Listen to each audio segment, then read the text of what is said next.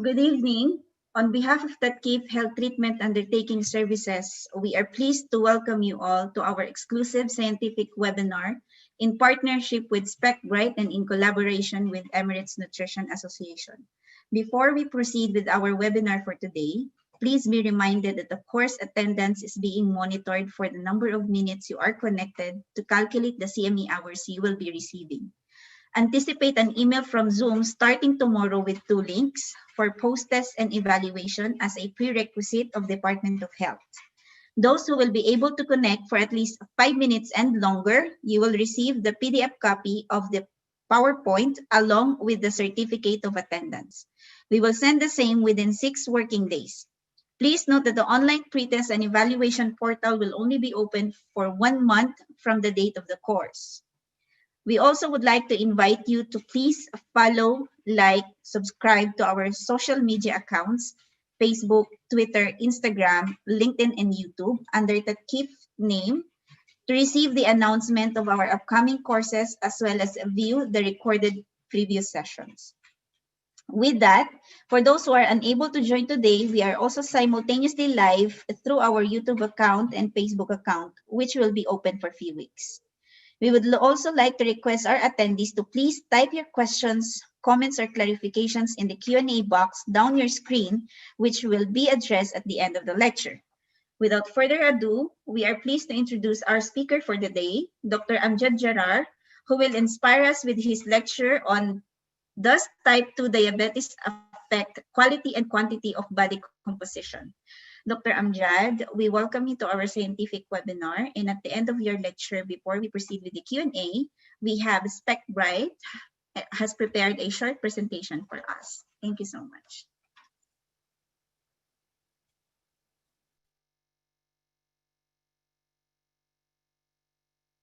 Dr. Amjad, sorry, I think you're still on mute. Sorry, as usual, this is not something new. Okay, it's my pleasure to be with you today with Tatif to present my lecture today about does type 2 diabetes affect the quality and the quantity of body composition. Before we start, I'd like first to introduce a quiz. Kim, can you give the quiz to the participant? Or you want to give it at the end? Yes, we'll start now. The main function for basal insulin is to allow the glucose to enter the cell to promote anabolism of the body.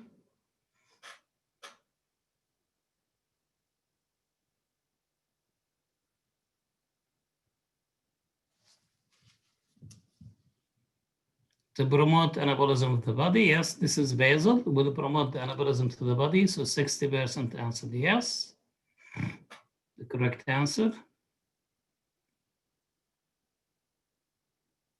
To measure visceral body composition, we can use waist circumference, bioelectrical impedance 2 compartment, bioelectrical impedance 4 compartment.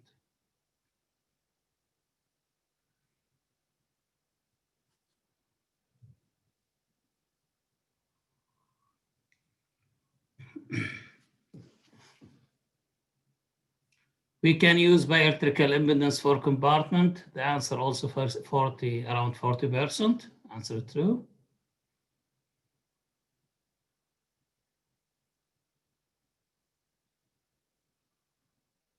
Muscle mass does not affect by type 2 diabetes mellitus. Type 2 diabetes mellitus does not affect the muscle mass.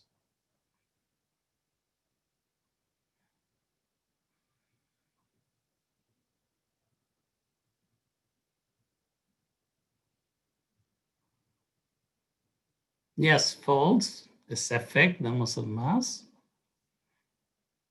And I think the last question. Visceral fat is more dangerous than total body fat in type 2 diabetes mellitus. True or false?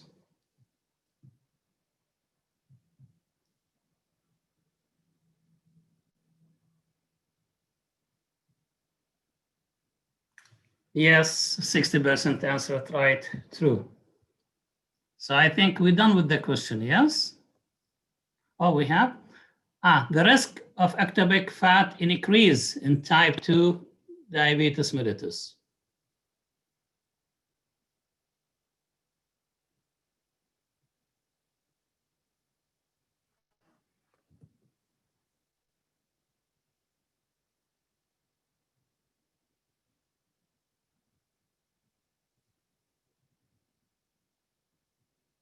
Yes, true. That's answer, yes, true. So today I will present, does the type 2 diabetes mellitus affect the quality and the quantity of the body composition? Through this presentation, we'll go through this presentation. First, we'll define what is diabetes mellitus, then we'll go what are the function of the insulin. Then after that, we'll discuss what is the best tool and method that we can assess the body composition in type 2 diabetes mellitus. Then after that, we go through one of the main studies that was a controlled study to examine the effect of type 2 diabetes mellitus on the distribution of body fat and muscle mass. Then after that, we'll go through different studies also to study the effect of the muscle mass. Then we'll have the conclusion and we'll receive the takeaway message. First of all, let's start with the definition of diabetes mellitus. Diabetes mellitus defined as a state of a chronic hyperglycemia as a result of complete absence of insulin function or as a result of low sensitivity of insulin. So it's a state of chronic hyperglycemia as a result of complete absence of the insulin or lack of the insulin sensitivity. Normally, the insulin produced by the beta cells and the rate of the secretion daily for healthy subject, non-pregnant, non-obese adult is ranged from 0.5 to 0.7 units per kilogram per body weight.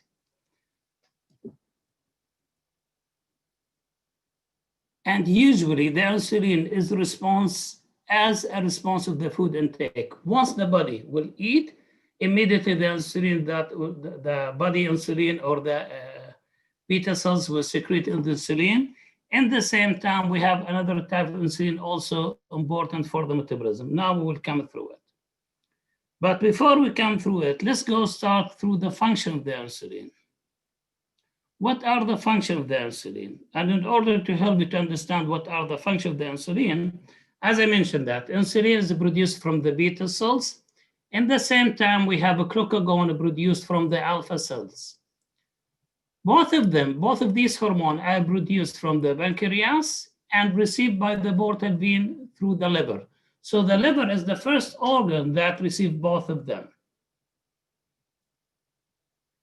And the function of insulin counteract the function of glucagon. So the first function of insulin to facilitate the glucose entrance inside the cell.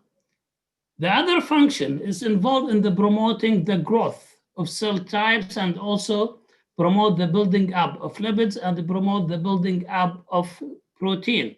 In other words, it's involved in the metabolism. How it is involved in the metabolism? Usually, as I mentioned, insulin is produced by the beta cells, and the first organ that receives through the portal vein is the liver. Usually, the concentration of insulin is higher than the glucagon. If the concentration of the insulin is higher, that will activate the hexokinase and would allow the glucose to uptake from the blood to be stored in the liver and to facilitate the glucose to enter inside the cell.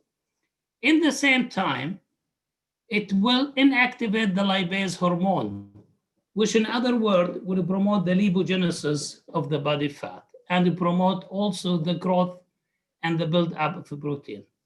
However, when the level of insulin are low and the level of glucagon are high, glucagon will activate something called cyclic AMP, which will increase the breakdown and will activate the lipase. So in other words, the level of free fatty acid and the breakdown of triglyceride will increase, and the breakdown of glycogen into glucose will increase. So from the function of the insulin, we can understand that there are two main functions of the insulin in our body. And actually, this is taken by the pharmacy or pharmacological to produce the exogenous insulin that we use it in case of type 1 diabetes mellitus and in a few cases with type 2. So the main category now of the insulin will be basal insulin and bolus insulin. Basal insulin is responsible to maintain the glucose inside the liver, which in other words, to maintain the metabolism of the body, to keep the triglyceride, to keep the build up of the proteins, to maintain the body composition internally, while the bolus is considered as a food insulin. So whenever you eat any food, as a response of that food that contain carbohydrate, the insulin will be produced. So in this case, I need to manage the insulin injection according to that. So these are the main two functions of the insulin internally and externally. Now, let's move. If I want to assess the anthropometric measurement that include the body composition and anthropometric assessment for type 2 diabetes mellitus client or patient, what are the best tools that I need to use it? I will start with the classical way that what we are using in any clinical setting. We follow up with the body weight. Then from the body weight, we are using the BMI, which is the body mass index, the weight over the height meter square. And all of us, we are familiar with the classification of the BMI. If it is above than 30, or sorry, 25, that the risk of overweight will increase. Above than 30, the obesity will increase, which means the risk factor also will increase more and more for type 2 diabetes mellitus. Also, we have another anthropometric measurement, which is also commonly used. We are using waist circumference, and also we are using waist to hip ratio. Although recent study indicate the waist circumference is much indicator or much better than the waist hip ratio. So for females, the risk will increase if their waist is above than 88 centimeter, and for males is above than 102 centimeter. For waist and hip ratio, it's better to be less than 0.9 for the males, and for females should be or better to be less than 0.8. So I can use BMI, and I can use the waist to hip ratio, and I can use the waist. But all of these are giving me just only an indicators, but without a quantitative measurement of, because I can use the waist circumference and I can use it that it will give me indicator about the visceral fat or abdominal fat, but actually it does not give me quantity. It's only give me qualitative. Although there is some points about it that if I have my client or my patient, he has distension, that will give me a wrong and false result. Also, sometimes we use the waist to hip ratio as indicator of the body shape, like pear, avocado, apple. All of these can be used as indicator.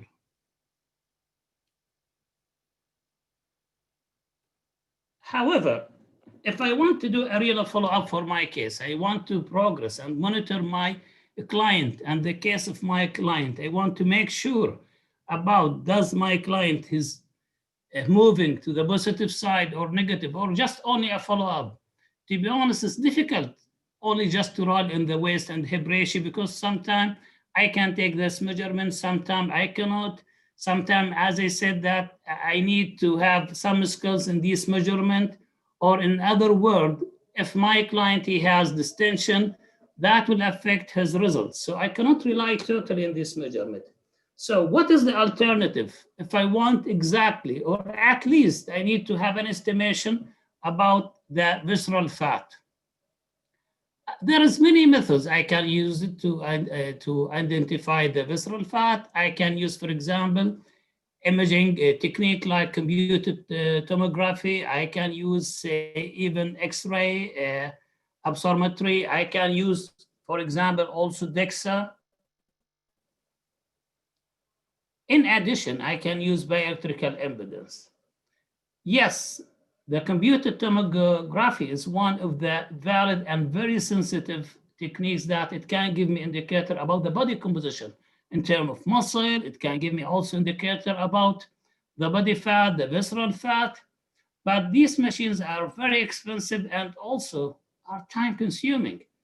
So an example, for example, for DEXA, I need my client to lay out for almost from 20 to 30 minutes in order to take his scanning and take his assessment, which is considered time consuming. In addition to that, these machines are very expensive and the maintenance of these machines are very expensive. So what is the alternative in this case? The alternatives, or the best alternative, if I want to have an estimation about the body composition, is to use bioelectrical impedance. So bioelectrical impedance, one of the best choices, but I need to be familiar with these bioelectrical impedance. And this is my question. What I need from this machine? Does I need only to be familiar about the crude fat or the total body fat? Or I need to have more idea about the visceral fat, the subcutaneous fat, the extracellular fluid, the protein itself? Of course, I need to be familiar more about the composition. I need to be familiar about the visceral fat, the subcutaneous or the total body fat if I don't have the subcutaneous. And I need to be familiar about the extra and intracellular fluid, and I need to be familiar about the muscle mass. In other words, if I'm gonna buy or follow up with this machine,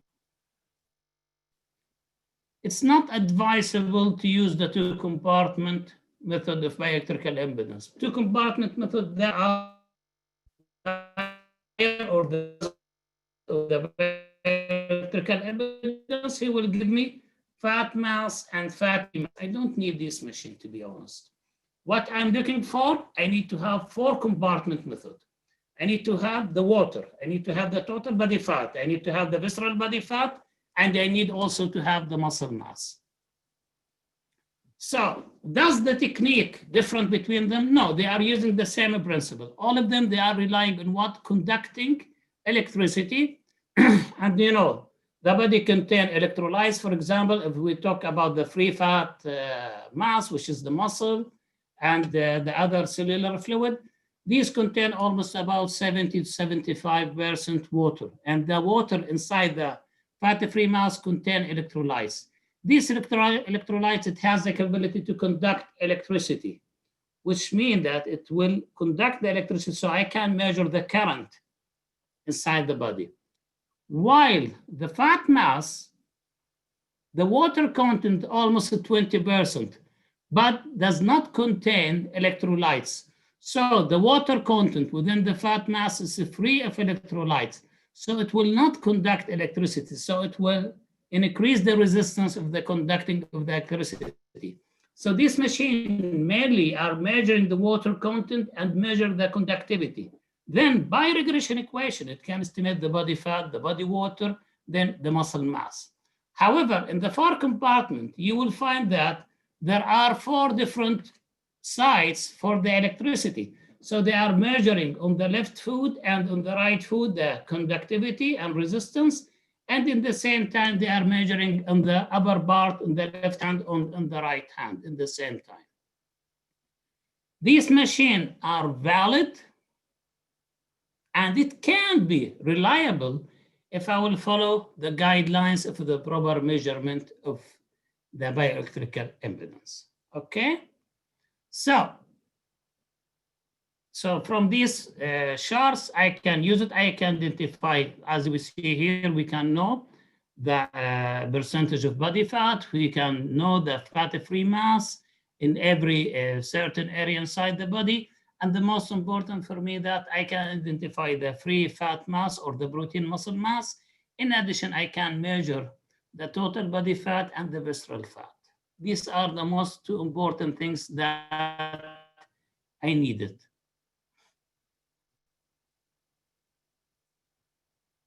Now, what are the guidelines? The guidelines, if I want to have a reliable result. We are not talking about, these machines are validated, but I'm talking about the reliability. That's mean if I want to measure 2 or 3 times, I need to make sure that it has the same result or almost the same result. This, my subject, he has to be fast at least for 4 hours. He should be well hydrated. He should be away from exercise for 12 hours. He should urinate within 30 minutes of the test. No alcohol, no caffeine intake for the previous 2 to 3 hours for the caffeine intake. So I need to make sure all these conditions are included. For the females, it's not advisable to do the measurement during the menstrual cycles because it will affect the hydration status of the female will be affected at this stage. So from the anthropometric measurement, yes, weight is good, BMI is good, but to be honest, only give me a crude weight. So I cannot use it as a follow-up. I cannot use it to monitor my progress in my case. Waist-hip ratio is good, but sometimes I may have some mistakes in the reading, but in the same time, if I have this tension or I couldn't measure it in the proper way, I cannot use it in the right way. So the best way in this case, I will use bioelectrical impedance to follow up, but I will use the 4-compartment. I will not use the 2-compartment because that will, 4-compartment, it will help me and I can monitor and follow up my case. Now my question, we start now with the third part. Does type 2 diabetes mellitus affect the body composition? And before we start, we need to read this.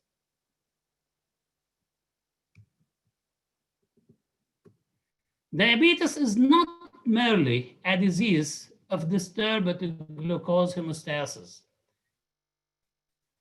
and rather it is more disease of lipid than carbohydrates. So this is the question, or this is the statement in other words, and we want to see it. Does only diabetes or our main target when we are doing the dietary management only focusing on the blood glucose, or actually we are missing also some points like the lipids?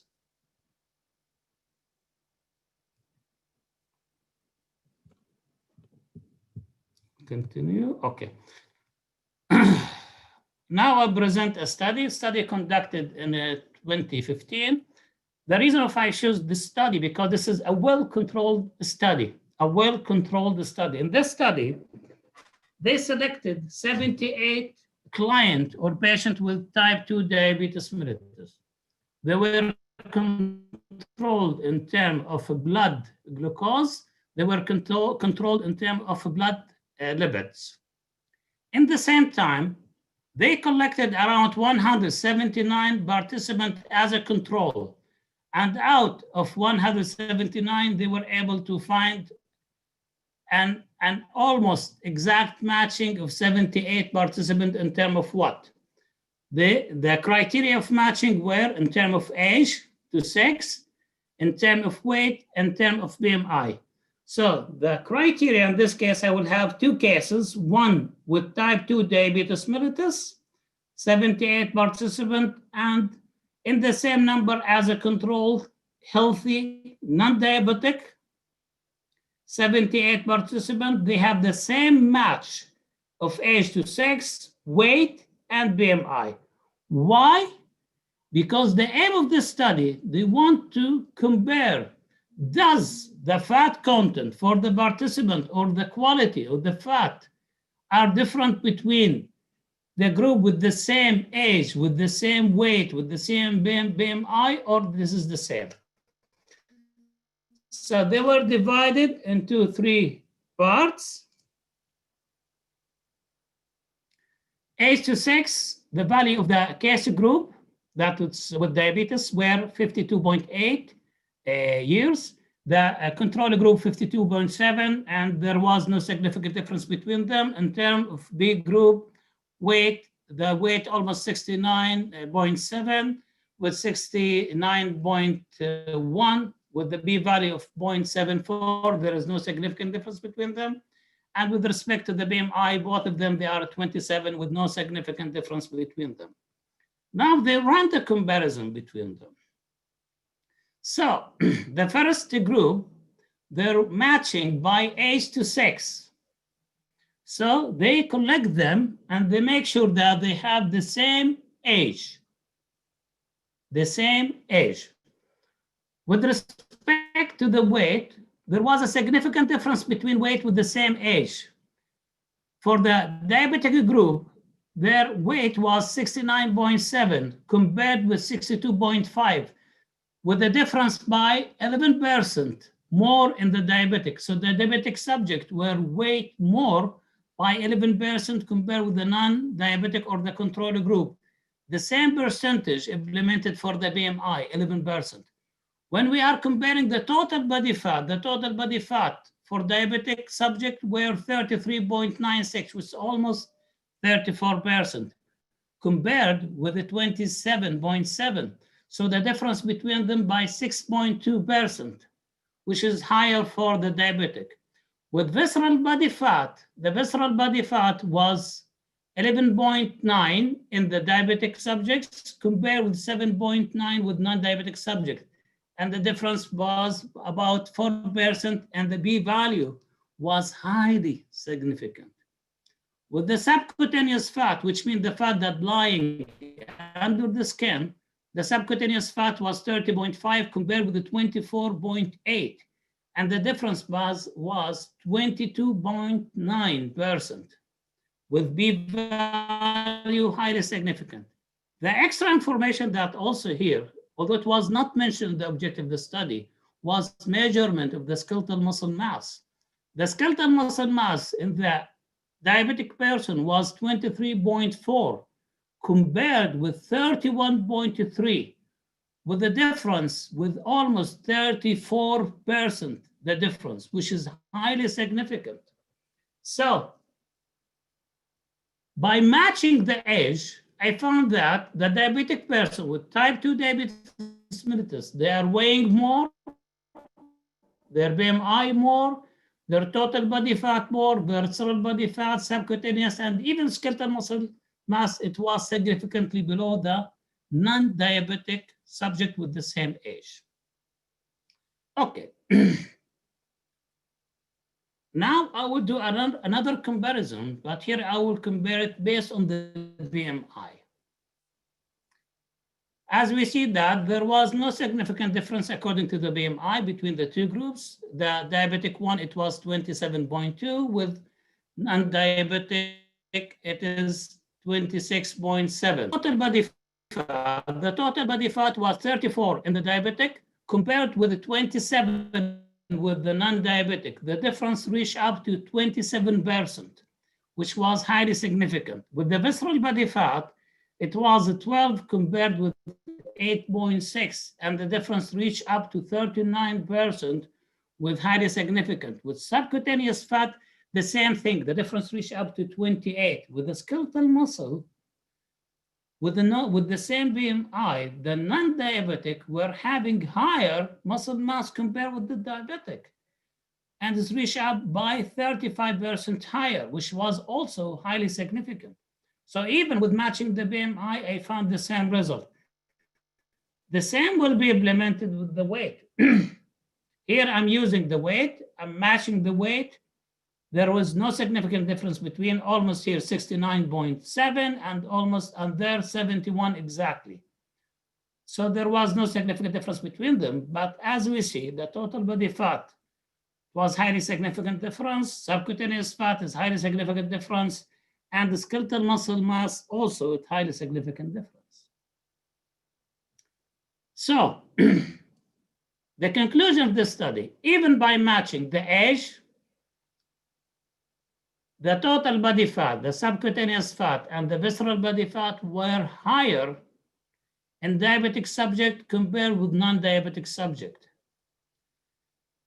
And the muscle mass was significantly lower. By matching the BMI and weight, also it was high, the subcutaneous fat, the total body fat, and visceral in the BMI compared with diabetic person compared with non-diabetic person. That gives an indicator, even with BMI or overweight, I will come now through it to prove it here, even with the same BMI or over or obese BMI, there is a difference in the quality and the quantity of fat. If that person is obese and diabetic, he will be different compared with obese subject. And this study will improve now. The same study, but with another category. So here, the qualitative comparison of parameter of body fat distribution between case 3 and 4. Here, what we did, they are using the BMI, and here they are focusing mainly on the age, weight, and BMI. The same thing.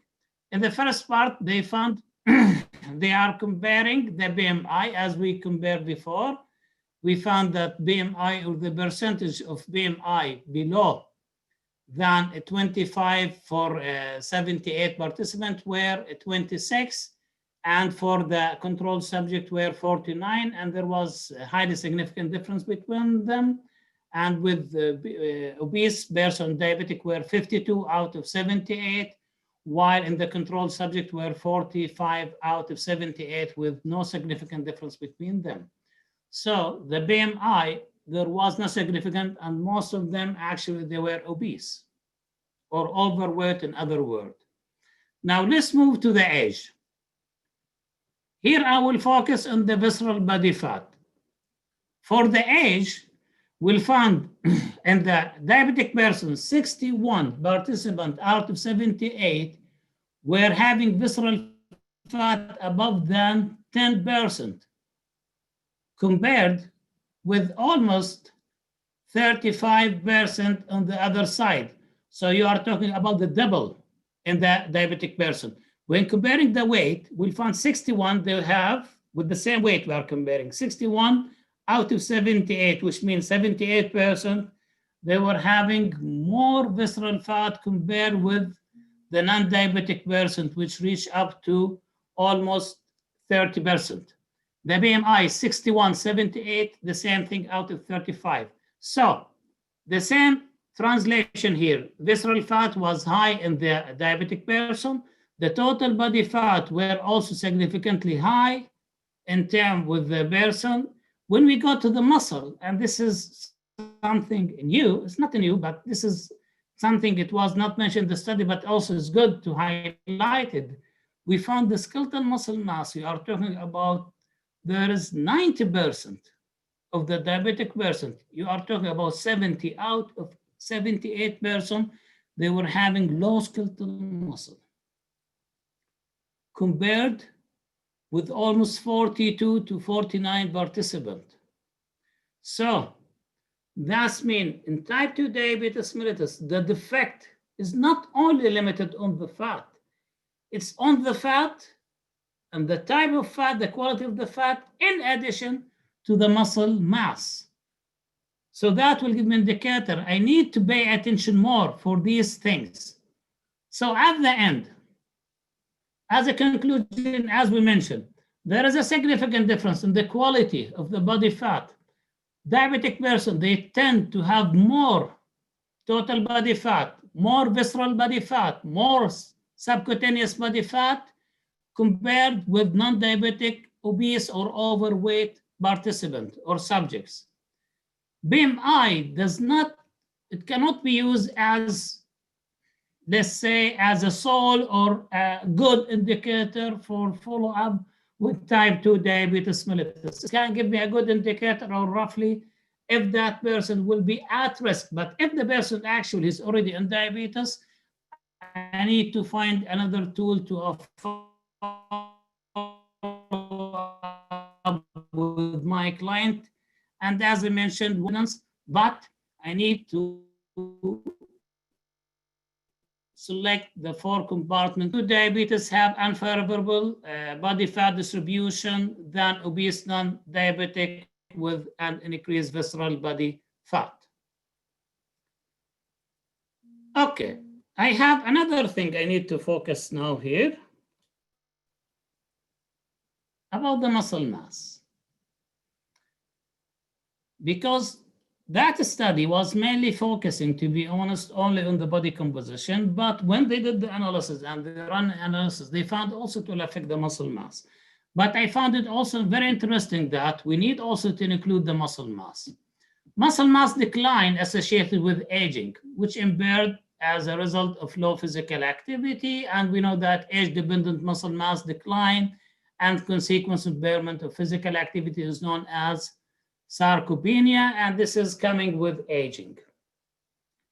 In addition to that, in type 2 diabetes mellitus, as we mentioned before in the beginning of the presentation, that one of the functions that of the insulin that is acting like anabolic hormone, and its involvement not only in limiting to facilitate the glucose entrance inside the cells, but also involved in maintaining the body resources in terms of body fat, and also involved in building the blocks and unit of the muscles or the protein units.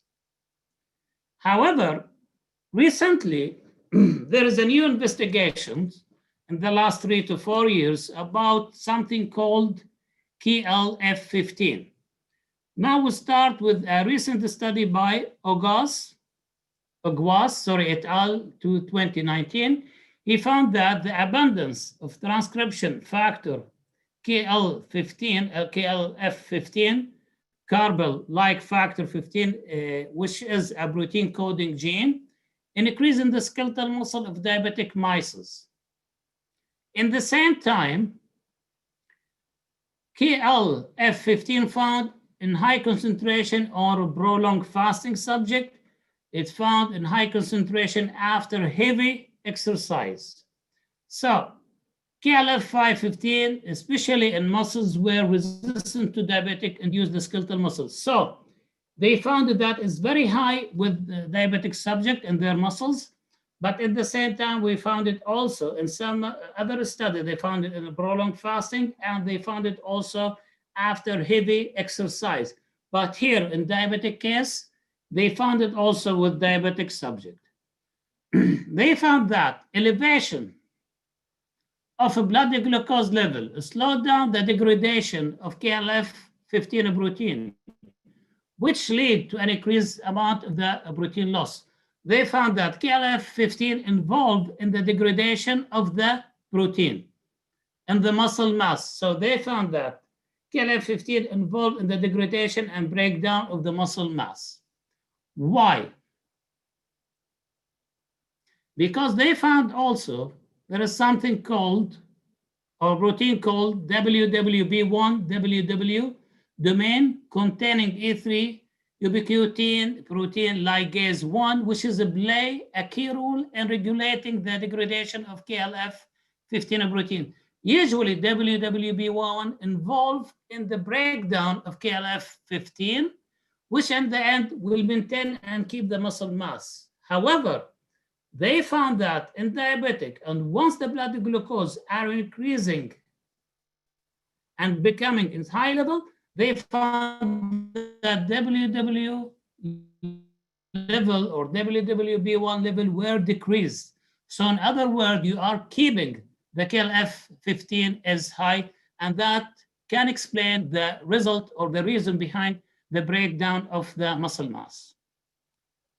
In the past and until now, one of the justifications that involved in the losing of the muscle mass in cases like in case of cachexia or in case of acute disease or like these cases, they found that the gluconeogenesis and the acute stage of the body will promote the muscle wasting, because the body will start to promote the gluconeogenesis and will start to reduce the level of the protein synthesis inside the body. This also indicator for diabetic person, that will give me another indicator that diabetic type 2 or even diabetes, it has a similar effect of the acute phase with another mechanism or possibly extra mechanism that involve both KLF15 and WWB1. At the end, we'll go back to the same statement and we'll see. Diabetes is not merely a disease of disturbing glucose homeostasis, and rather it is involved in the lipid metabolism. I would say yes, but also in other to that lipid metabolism, also involved in the muscle mass or the protein metabolism. So that will give me indicator as a dietitian or as a nutritionist. I need to follow up with my client. And in my cases, I should not only rely only on the blood glucose. No, blood glucose, I will use it as an indicator, as I will use it as a management. But also, it is a must for me as a dietitian or as a nutritionist to follow up with my patient or my clients. I need to check their body composition, not only the lipid profile in the blood. I need to check their body composition in terms of visceral body fat and subcutaneous fat and total body fat, in addition to the muscle mass. So all these 4 parameters should be must part of my follow-up plan as part of my dietary management in order to have a proper management for my clients. Do not only rely on the blood glucose for diabetic person. Okay? At the end, physical activity, it's a must to increase the muscle mass and fitness, as well as weight loss through the diet and pharmacological intervention to reduce the visceral fat accumulation, in particular, should therefore form an essential component of the treatment plan. Therefore, if my client failed to follow up my diet or follow up the physical activity, I need to use other pharmacological intervention plan. There is now, they are with type 2 diabetes, they can use fructose. Fructose also can help in reducing the gastric emptying rate. It can also help in reducing the appetite of the client. If it didn't work, I need to find another alternatives. But the good things of this presentation or this follow-up, if you allow me, that we need to act fast. Do not wait, because blood glucose alone is not the only indicator for these cases. I need to follow up with the body composition, and I need to follow up with all the components of the body composition. At the end, body composition measurement is one of the major steps that I need to follow up and use it. And I have now something easy I can follow up with it, which is the bioelectrical impedance, the 4 compartment. But in order to have a reliable result, I need to follow up the guidelines and the protocol of these machines and the protocol of measurement. Thank you so much. Thank you so much. I hope that you learned something new in this presentation, and you are most welcome if you have any question. Thank you so much, Dr. Amjad. Before we proceed with any questions, we would like to present to you our sponsor for today, SpecBright, and they have a short presentation for us. Mr. Shajan. Hello, hi. So my screen is shared. I just wanted to make sure. Okay, so thank you very much for the presentation, Dr. Emma Gerard. So it was so informative and good to understand the relationship between the body composition and diabetes. So in addition to this information, I would like to show how you can use the in-body as a monitoring tool for the diabetic patients with some of the cases. Okay, so the topic of my discussion will be, I'll be covering the in-body result sheet, explanation, the application points, the global references, and some of the case studies like the diabetic school. Okay, so now this is how you get the in-body result sheets. I can see like what Dr. Gerard represents from our older model, which is in-body 720. So he was using the terminology, mainly the skeletal muscle mass, fat mass, and extracellular water. So I just wanted to help out you that how you can find all this information from our result sheets. Okay, so now in-body 770 model is capable of giving you 3 types of different in-body results, which is called body composition, water composition result sheet, and the child result sheet as well. Okay, so if you look here on the body composition result sheet, so particularly it will show you the total body weight is composed of total body water, proteins, minerals, and body fat mass, exactly complies to the 4 compartment model which Dr. Gerard highlighted. Okay, and then you have muscle fat analysis.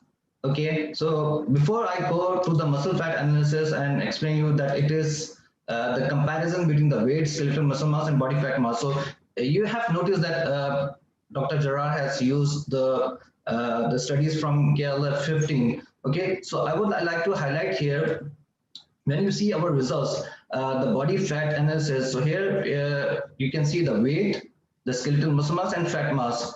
So muscle actually has a vital role for diabetic patients. Okay, and skeletal muscle mass is a major site of glucose uptake. Almost 80% of the glucose uptake occurs in skeletal muscles. Okay, so if we talk about sarcopenia, independent of obesity, is associated with adverse glucose metabolism, and its association is strongest in elderly people, as what he described. So the study shows that lower the muscle mass may be an early predictor of diabetes. Okay, so it needs to be closely monitored. Okay, so in our result sheet, you can find the skeletal muscle mass over here. Okay, now when you talk about the fat mass, okay, so the higher the fat mass values have adverse effects on diabetes patients, because obesity leads to the increased abdominal fat. So that release pro-inflammatory chemicals, so as it disrupts the insulin process. Okay, and thus making the body less responsive to the insulin. Okay, so obesity is the major reason for diabetes. So it is important to always monitor both muscles and fats together. Okay, so now coming to the obesity analysis,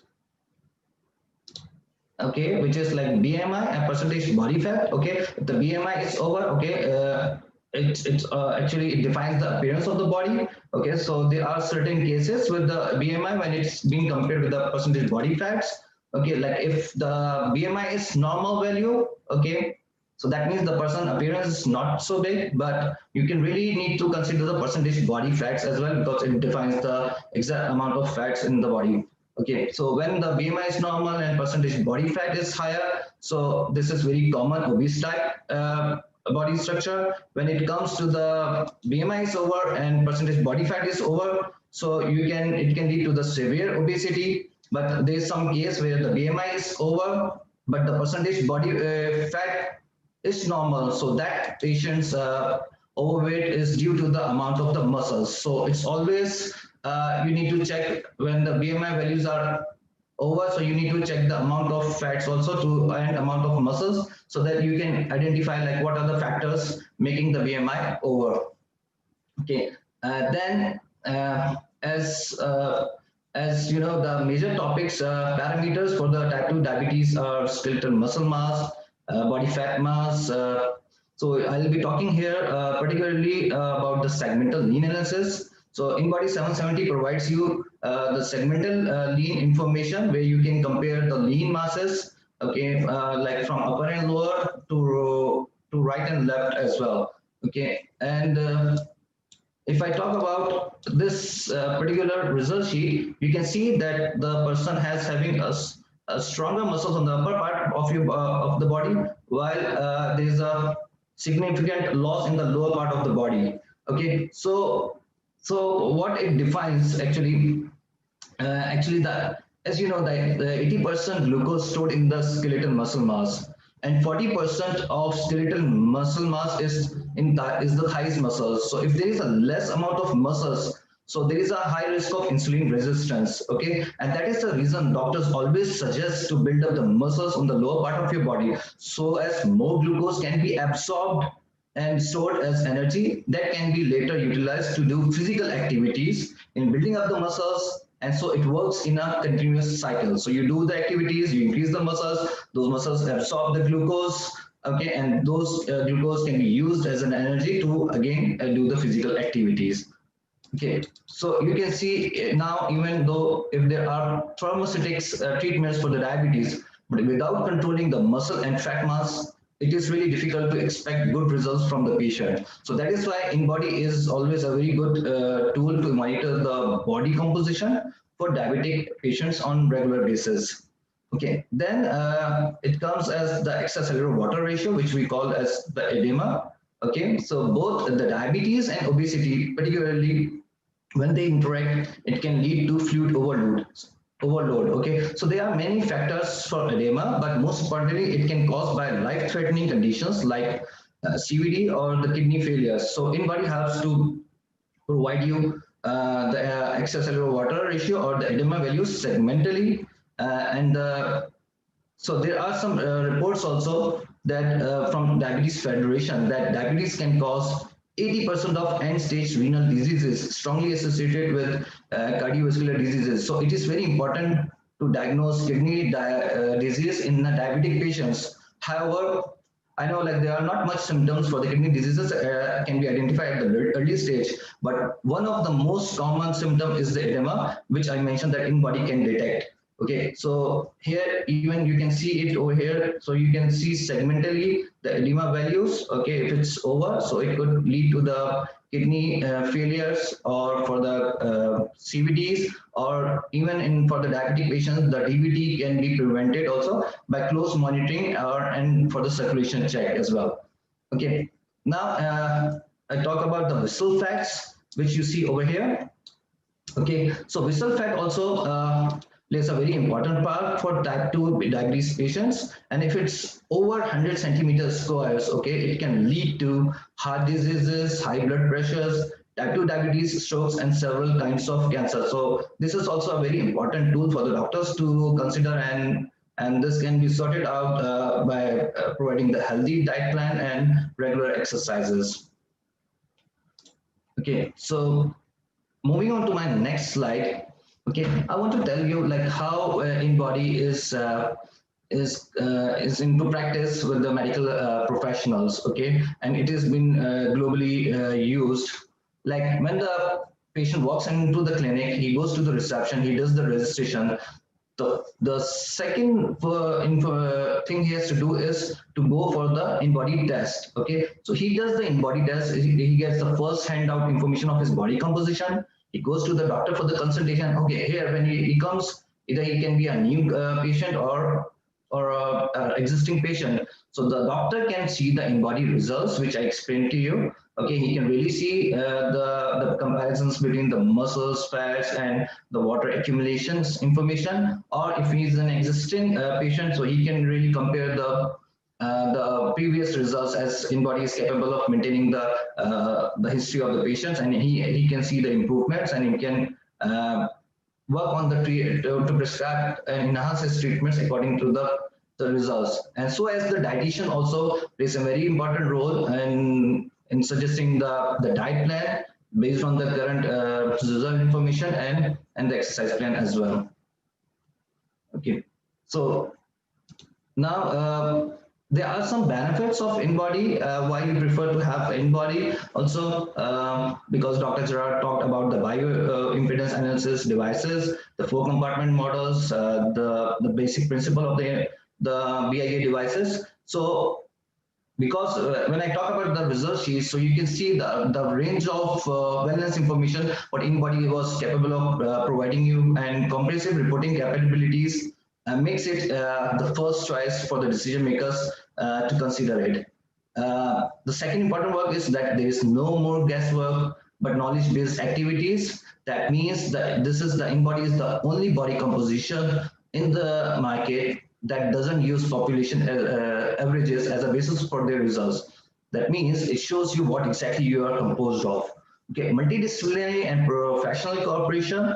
Okay, so that means it can be used by the doctors, nurses, physiotherapists, as well as the exercise and nutrition consultants as well. So even in the fitness sectors, it can be widely used. Okay, and the results are really eye-catching and motivating. So when the patient sees the results, it's very easy to understand, and it gives you can really see visibly, you can see and differentiate between the weight gain or loss in terms of muscles and fats changes. Okay, so it really gives him the motivation to take the result sheet very seriously.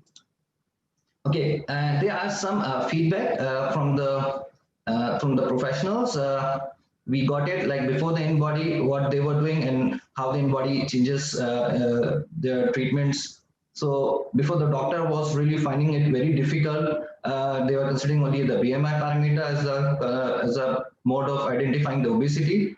Okay, and they never know like whether the weight gain or loss is due to the fats increase or muscles decrease. Okay, after the in-body use, so they have a better communication treatment, and they monitor the body composition change after the pharmaceutical treatment. and they can do the pre-screening for the complications, as well. Okay, for the nurses also, it's hard for them to go for the manual checkups. Okay, so after the in-body, they really provide they were capable of maintaining the patient compliance, and they can individualize the diet and exercise program. As per the individuals, like a patient, he knows like fats are the enemy and muscles are the friends, or water retention is not good. But to have an in-body result sheet, they can really distinguish between the real weight gain and fluid accumulation. Okay, and they can have a better understanding in balance on necessity, diet control, and exercise as well. Okay, so InBody is being globally used. I can share you some of the global references. Okay, you can see like all the major popular medical entities are using our InBody devices. And on the next slide, I'll be talking about a very interesting campaign done especially in South Korea. Okay, because the rate of diabetes patient is quite higher than other countries. So they have various programs to improve their diabetes patients' quality of life. So this one program, which is called 90 Days Diabetic School with InBody, the process was they invited 70 diabetic patients from the pre-diabetic stage to severe conditions of patients, ages from 20 to 70s, and the first day they measured the glucose level and the InBody test. Okay, and then they conducted the diabetes specialist lectures, the diabetes studies. Okay, so what was the result? They put the patients for the 90 days diabetic school. So they really see the results. Okay. Sorry. Okay, so what was the result? So I can share you some of the cases. Okay, case one, if you see it here, there was a type 2 diabetes patient. Okay, she was a female, 14 years old, and her weight was 60 kg. Her hemoglobin was 7.1, whereas the fasting plasma glucose was 140 milligrams. Okay, so after 90 days, what happens? You can see the significant changes in her body composition, whereas her weight is being reduced to 55 kg. Her hemoglobin is measured at 5.8, and fasting plasma was 104. Okay, so you can really see the body fat mass, the changes in the body fat mass occurred from 18.3 kg, almost she lose up to 4 kg of fat mass, and her visceral fat also been reduced from 69.6 to 57.7 centimeters squares. Okay, so in other words, I can say like by improving the body composition, especially the fat mass, the diabetic status has been improved. Okay, and let's see another case also. Whereas there is a male 33-year-old diabetic type 2 diabetic patient. Okay, his weight was 104.5 kg.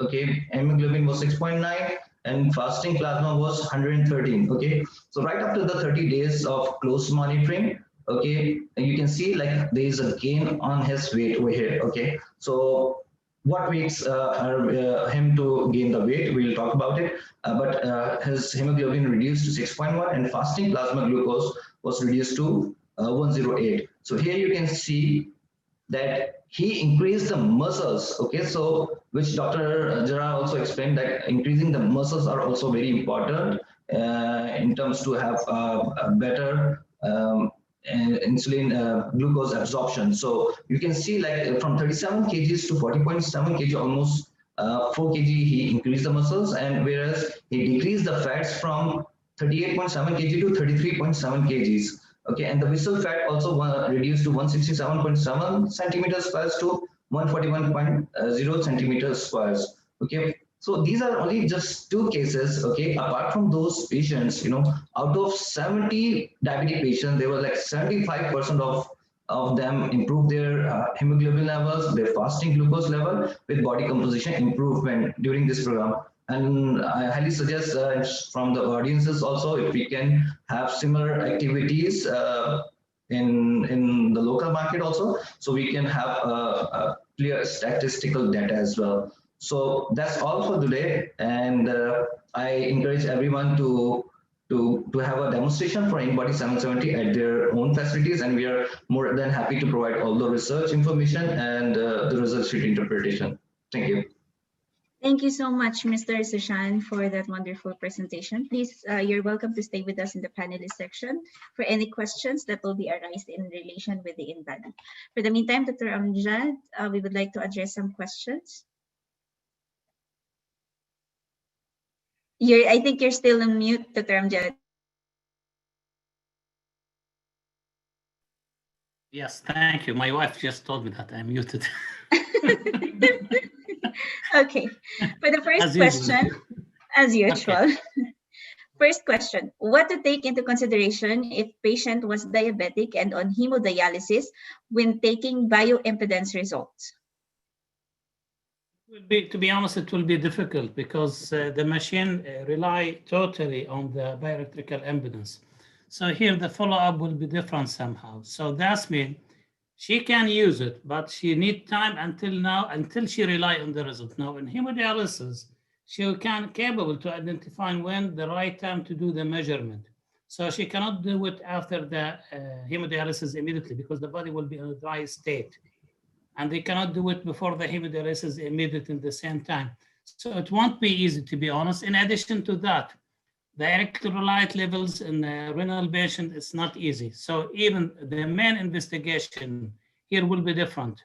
They are not only relying to detect the extracellular fluid or the edema. If she's aiming to measure the body composition, it will be somehow difficult because if you look at the principle of the machine, it will measure the conductivity and resistance. Then by using a regression equation internally, it will give you.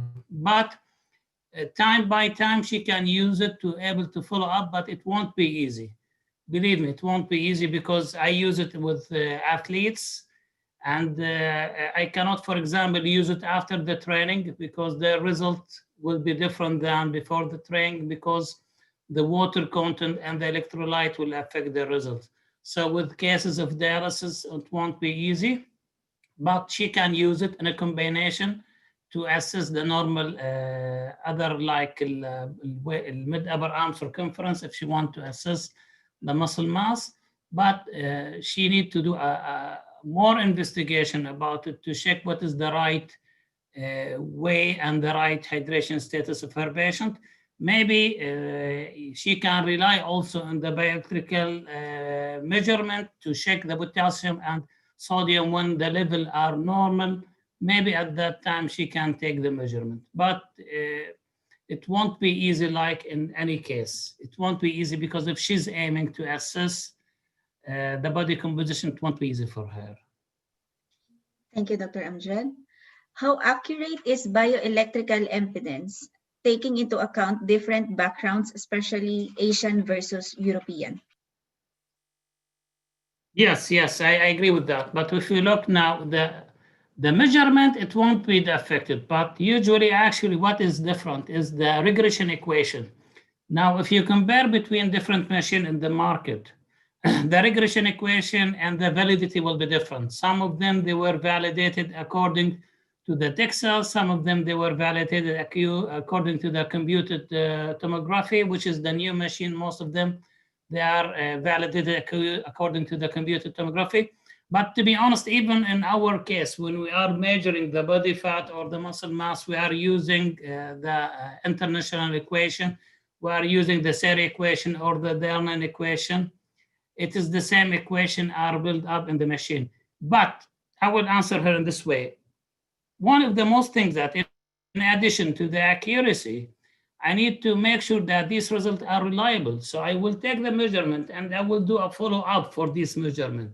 So you will not take the measurement at one time to build up your judgment. You will take it. Yes, I will do my judgment, but also I will do a follow-up for this result to do a comparison. And during this follow-up, if I follow the proper guidelines, yes, I can rely on this result. Thank you, Dr. Amjad. Yeah. Is sarcopenia reversible in diabetic patient? Yes. There is actually many the recent study they found this is why they are emphasize that to interfere rapidly with physical activity. Many studies that they found that it's reversible, there's improved. In addition to that, they found that there is almost reduction by 20 to 40% in type 2 diabetes mellitus in terms of the oxidative mitochondria. So they took, and this is another study done with comparison with diabetic and non-diabetic. They were athletes, then after that they became diabetic, and they were comparing between them in terms of the number of mitochondria by taking biopsy, and they found there is a reduction by almost from 20 to 40% in the oxidative or the number of mitochondria. But you can't control it. You can control the sarcopenia. You can make it reversible if I involve the physical activity, the stretching, the resistance exercise. I can control it. Thank you, Dr. Amjad. Also, there is another question. Yeah. Yes. So, doctor, can we relate the low muscle mass in the BCA if I know that my client is diabetic? Will it be difficult to build muscles in these people comparing with the normal ones? Now, it's depends how you will define the muscles. Now, if I want him to be within the average or acceptable, yes, I need to maintain that. But if I want to be to make him a bodybuilder, it will be difficult somehow. But my main target here is to maintain his muscle mass, is to improve it. Even you know, with the athletes, there is, when they are involved in the competition, there is a constant reduction in their muscle mass. As a sports nutritionist, always my target to keep the reduction in their muscle mass by almost 5%. So that's mean with competition will be a reduction. Now, if I want to involve them in highly resistance exercise, I need to take in consideration that highly physical activity also will contribute to reduce the muscle. But my man here, to maintain his muscle, to improve his muscle, yes, I can improve it, but it needs a further cooperation or commitment from my client and maintenance of his blood sugar and all the other indicator to maintain his, or to build up a muscle. It won't be easy, but my target here, to be honest, it will be to maintain his muscle mass or to keep him within the acceptable muscle mass area rather than gaining a muscle mass for him. Thank you, Dr. Amjad. My next two questions will be, sorry. There is another question I can, because to ask the question, now they are asking, does the change in the body fat contribute to diabetes? And does that changes does not relate or why it is correlated? I would say it now. Obesity, increase in visceral body fat will increase the risk of diabetes. This is well known.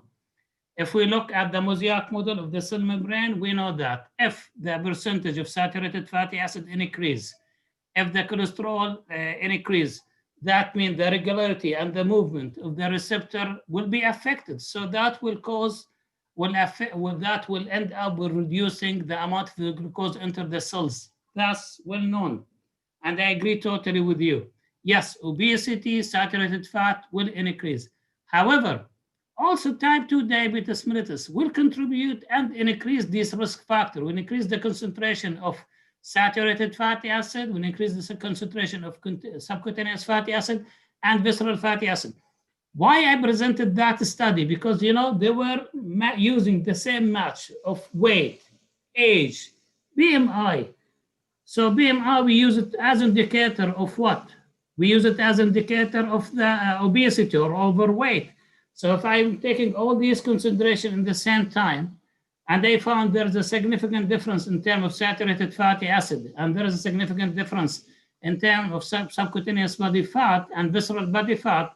So that will give me an indicator here that yes, fat and visceral fat will be a risk factor, but after type 2 diabetes mellitus, the risk factor will increase and the percentage of these visceral fat and subcutaneous will increase also. Thank you, Dr. Amjad. What is your question? My next two questions will be related, or I think best would be answered by InBody, Mr. Zeshan. I will address these two questions to you. First, may I answer a question? Because they were asking, Zeshan, they were asking why we need to buy or bring, 4 compartments rather than 2 compartments. My advice, you don't need only to identify the fatty-free mass. Fatty-free mass include the muscles, include the water, include the bones. No. If I need to make my work easy and acceptable and more professional, I need to compare, I would use 4-compartment. 4-compartment, as Zishan mentioned that, I can measure the visceral muscle mass. The skeletal muscle mass. I can measure the visceral body fat. I can measure the subcutaneous or total body fat. That will be much helpful for me. Even I can use it as a follow-up to measure the extracellular fluid and intracellular fluid. So there is more features in the 4-compartment rather than the 2-compartment. So this is my answer. Thank you. Thank you, Dr. Amjad. Mr. Zishan, a question. Can InBody 770 measures only waist circumference? Okay, yes, first of all, you need to understand that the BIA device, the InBody, especially it takes the impedance value as the raw information, and then it can give you the total volume of the body, which is you can calculate the total body water from it. Then you calculate the fat-free mass, and what is remaining from the weight is the fat mass if you subtract the fat-free mass. Okay, so it's capable of measuring the waist circumference through the regression equations, and we have the information about the waist to hip ratio as well, and it is compared with the normal and higher ranges. So the InBody is capable of providing all this information. Thank you, Mr. Zishan. Another question, the price of InBody device. Okay, I can share it if you share me the information, so I can share it after the presentation. And I think you also would like to share your number, right? So any persons or any attendees would like to have contacts from InBody, I can share your contact details, correct? You should give us a good discount, by the way. You should give the participant a good discount. Definitely, yes. Not any discount, a good discount. A very, very good discount. Yes, doctor, definitely. Inshallah. Inshallah. And the next question, regarding InBody results, in obese patients, the muscle mass results tend to be overestimated. Is that true? Okay, this is not true. As I earlier in my slides also, I shared that InBody exactly gives you the result, what your exactly body is composed of. And when you see the disturbance in the results, or if it's been overestimated, first of all, you need to follow the complete protocol to do the InBody test. But if the results goes overestimated, then the device preferably needing the calibration. So in all the cases, they can go for the calibration, and then at all, this is how it will be solved. Thank you, Mr. Zishan. Dr. Amjad, the association between body fat and diabetes, is this just association, or is it cause and effect relationship? Yeah, I answered that question. Yes, it can be used both. It can be used as a risk factor of diabetes, and also the percentage, and these visceral body fat and subcutaneous also can increase after diabetes. This is why in this study we were using and matching the same BMI. Both of them, they were overweight, but there was a significant difference high in terms of body fat, in terms of total body fat, subcutaneous body fat, and visceral body fat compared with the same BMI for non-diabetic. Thank you, Dr. Amjad. What do you think about keto diet? Is it useful for type 2 diabetes? This is for me? Yes. To be honest,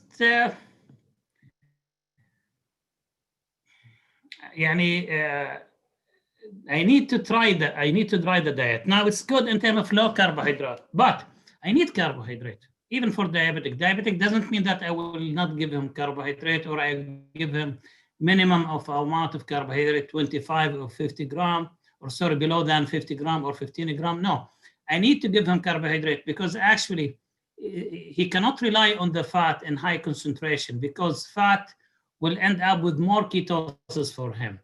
So for us, the normal diet, because now if you look at the carbohydrate contribution, it's ranged from 45 to 65%.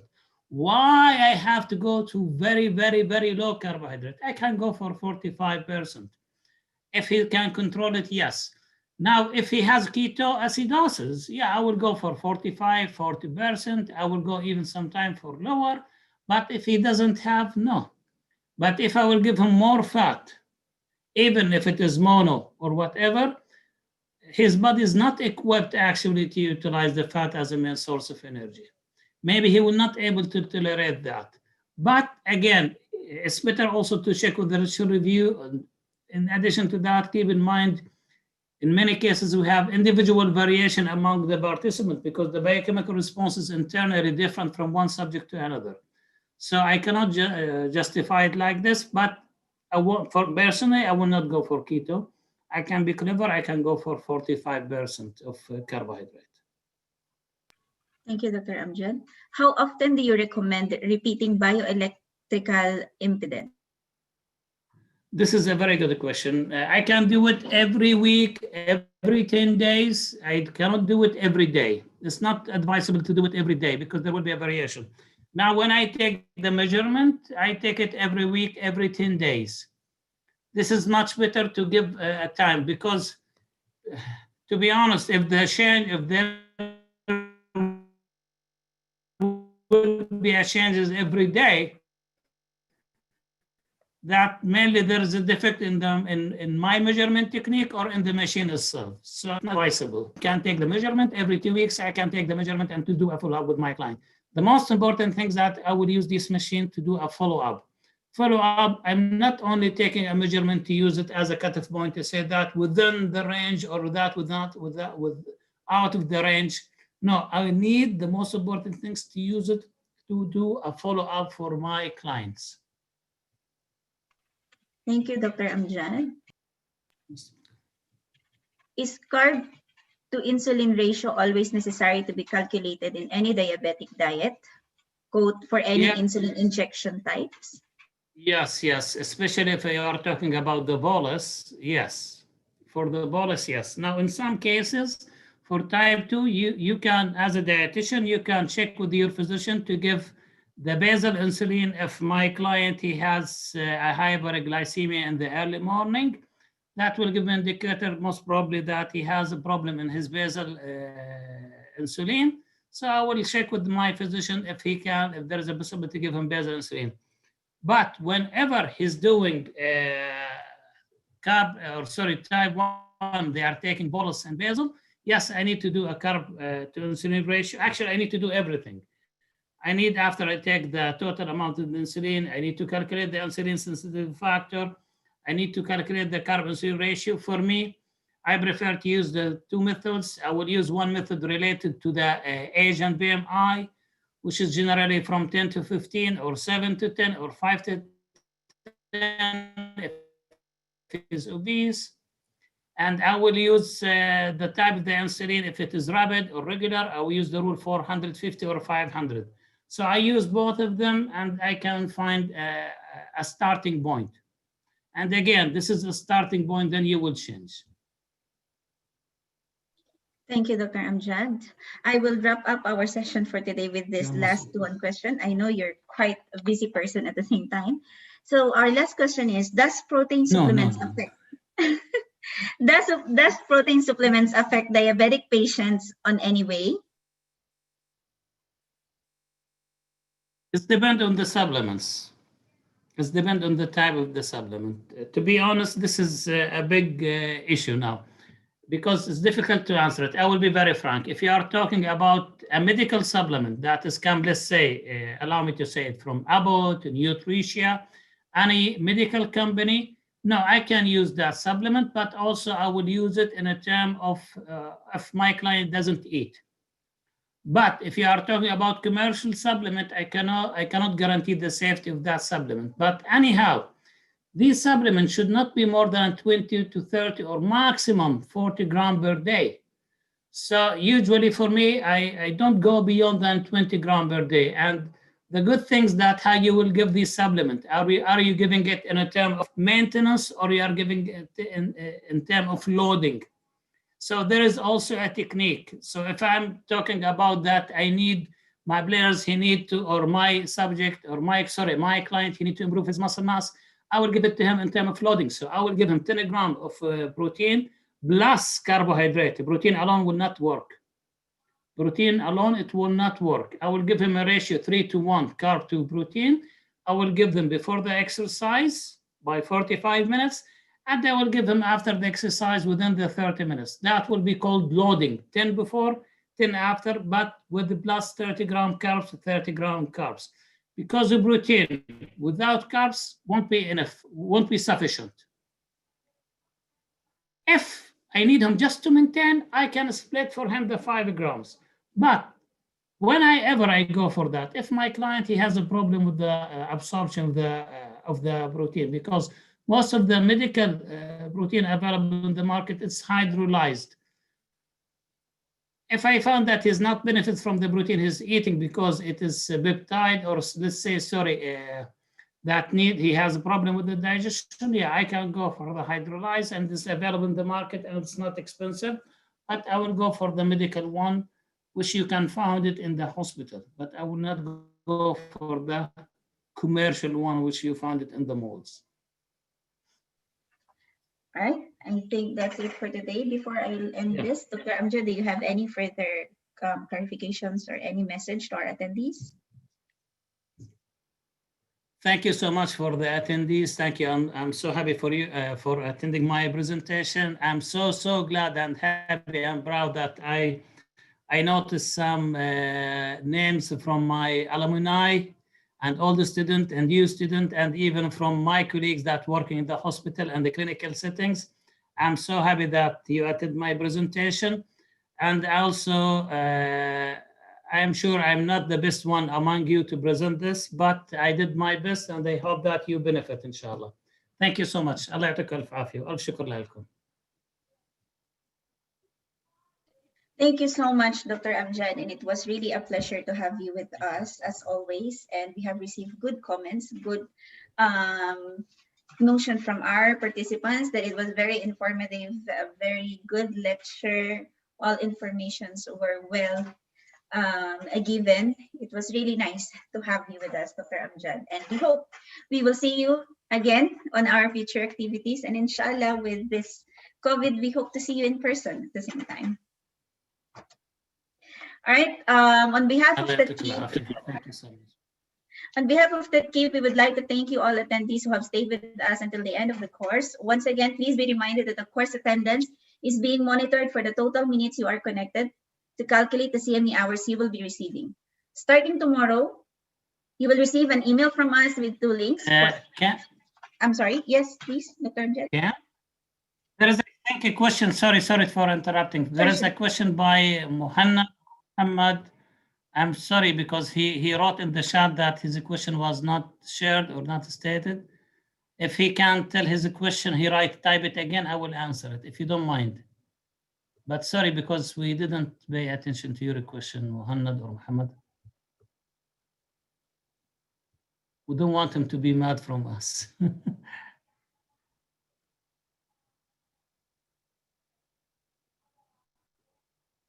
I think his question is Muhammad Usman is about, my mother is a diabetic patient. Can she recover?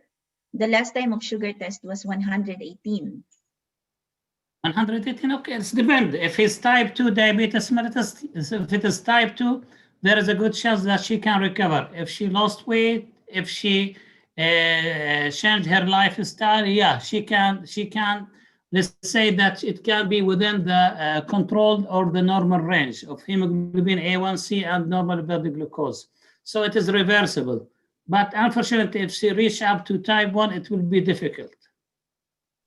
Thank you. One last question from him is... Yeah, thank you so much. Thank you. What is the difference, diabetic patient and sugar patient? I'm not familiar, to be honest, with sugar patient. Diabetes, yeah.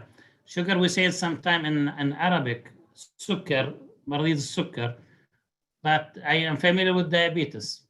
I'm not sure if anyone he can answer that, but if he's talking, because we know it as a diabetes, maybe he's meaning glucose intolerance. Intolerance is a pre-diabetic, if this is what he meant. It's an indicator that there is a risk of developing diabetes in the future. All right, thank you so much, Dr. Amjad. Again, to continue, starting tomorrow, you will be receiving an email from us with 2 links for post-test and evaluation as a prerequisite of VOH. For those who were able to attend at least 15 minutes and longer, we will send with you within 6 working days the copy of your PDF certificate along with the PDF copy of the presentation of the course today. Please note that the online post-test and evaluation portal will only be open for 1 month from the date of the course. And also, once again, we would like to kindly invite everyone to our upcoming virtual International Growth and Development Conference on March 16 to 19, as you can see on our screen, where Professor Aisha Al-Dahiri is our conference chairperson, along with the known international and local speakers like Dr. Amjad Gerard. We would like to invite you to please visit our website, igdconference.com, and also our social media accounts to know how to register. And you can also send us a message on our WhatsApp number to send you the link how to register. The conference will be held from 16 to 19 with no less than 21 CME hours. It will be virtual, but it's as if you are walking through a virtual conference through a 3D website platform. So we hope everyone who attended our today's course will be able to attend, to be with us on our conference with very, very interesting topics from our international speakers. And as well as this is endorsed by the Nutrition Society of United Kingdom. Once again, we would like to thank SpecBright for their time to participate with us, our sponsor for today. Thank you so much, Dr. Amjad, for your time, and we hope to see you soon. Thank you, Kim. Thank you so much, everyone. Thank you, Mr. Zishan. Take care. Stay safe, everyone. Please,